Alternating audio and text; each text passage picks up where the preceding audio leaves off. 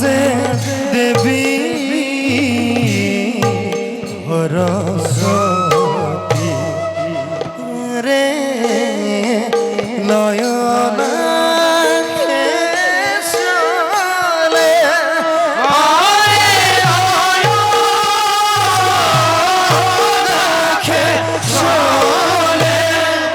আরে নয়না চলে দেবী অতি হিরমতি হরে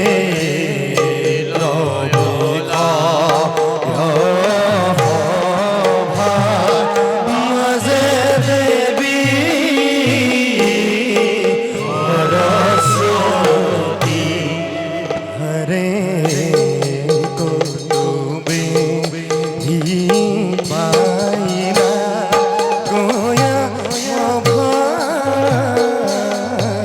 রভিতর রে রাম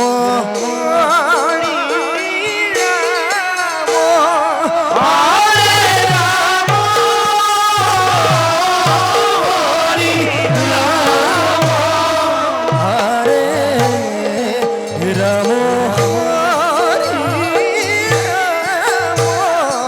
হরি বুলা পর্বত হরে রাম হরি বুলা পর্বত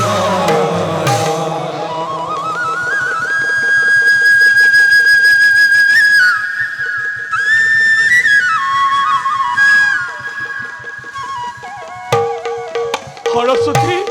হায় সরস্বতী পিতা হায় সরস্বতী পিতা পৃথিবীতে মহাপ্রলয় খবরে আনো বেশি সময় নাই পিতা মোর পুত্র নারদর কুসংক্রান্ত পরে আজি লক্ষ্মী দেবী এক ভয়ঙ্কর দৈত্য সৃজন করেছে সেই দৈত্য এটা গোটেই পৃথিবী তল উপর করে ঘুরি ফুরিছে আৰু আৰু সেই দৈত্যলৈ তোক তোক তোক বিয়া দিম বুলি লক্ষ্মীয়ে প্ৰতিজ্ঞা কৰিছে আয়ো সেই দৈত্যই এতিয়া তোক বিচাৰি ঘূৰি ফুৰিছে গতিকে আই তই এখন্তেকো নিৰলে নাথাকিবি দেখিলেই তাৰ সেই ঘোঁৰাকৃতিৰ মুখ মোৰ পেটতে হাত ভৰিলো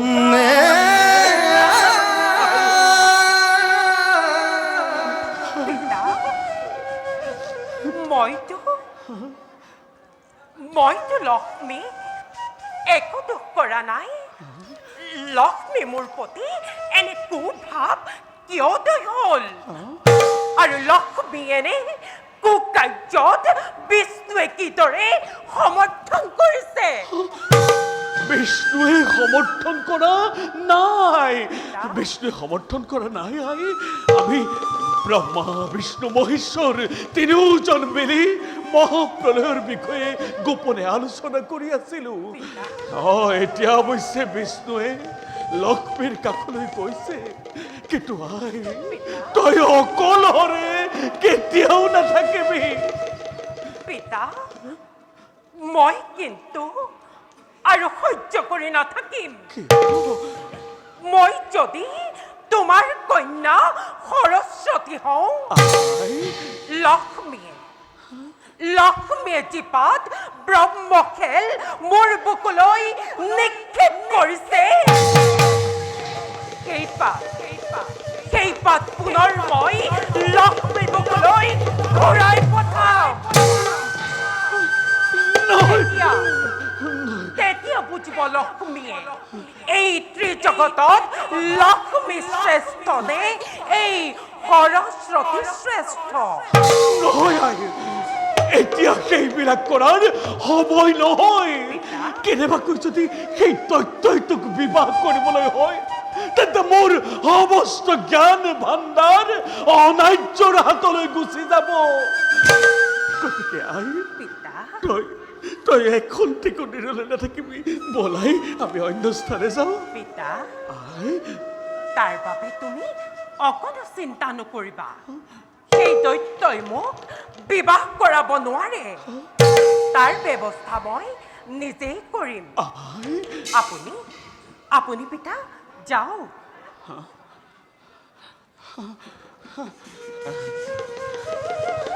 ঠিক আছে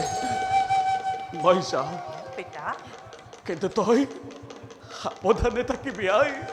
তই সাৱধানে থাকিবি মোৰ মোৰ তোৰ বাবে মোৰ চিন্তা হ'ল। তই সাৱধানে থাকিবি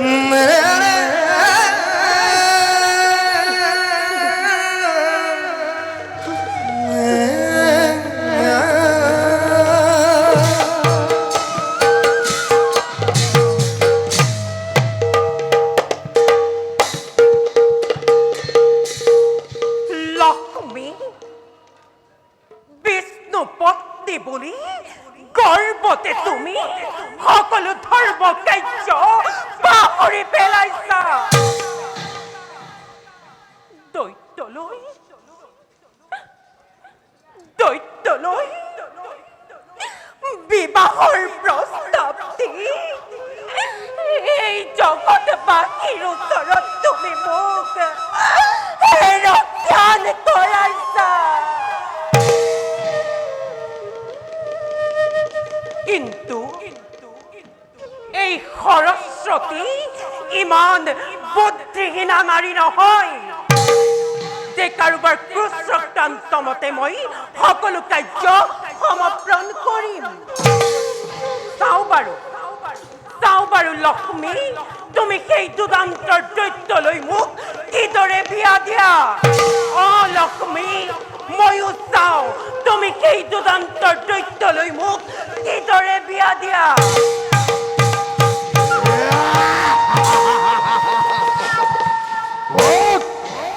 অথৈ ব্ৰহ্মাৰ কন্যা সৰস্বতী সৰস্বতী হ'ব মোৰ আজি অৰ্ধাংগিনী অথৈ ব্ৰহ্মাৰ কন্যা সৰস্বতী সৰস্বতী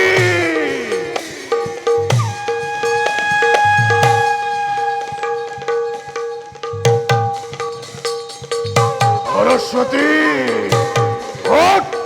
অথৈ ব্ৰহ্মাৰ কন্যা সৰস্বতী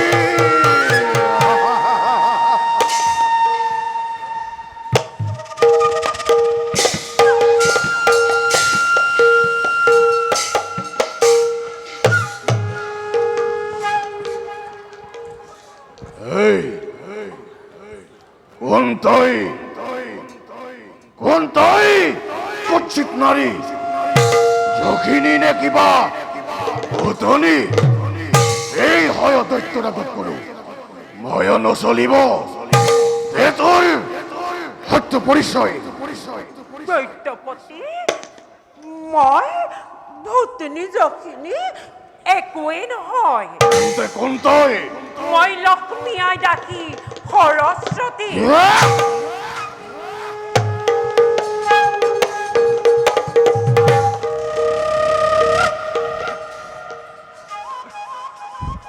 কৈছিল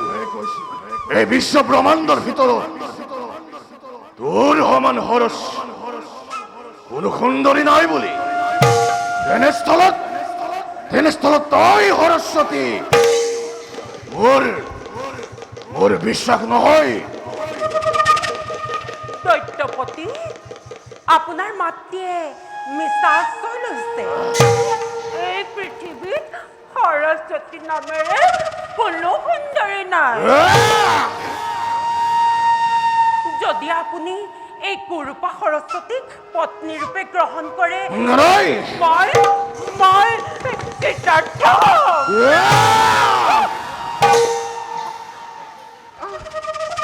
এই কেতিয়াও হ'ব নোৱাৰে মাতৃয়ে মোক ভীষণ প্ৰতাৰণা কৰিলে মই ইয়াত এখন্তেকো ৰৈ থাকিব নোৱাৰো মই মাতৃৰ ওচৰলৈ যাবই লাগিব দৈত্যপতি মোক পত্নীৰূপে গ্ৰহণ কৰা দৈত্যপতি আঁতৰ হ আঁতৰ হ মাতৃ মাতৃ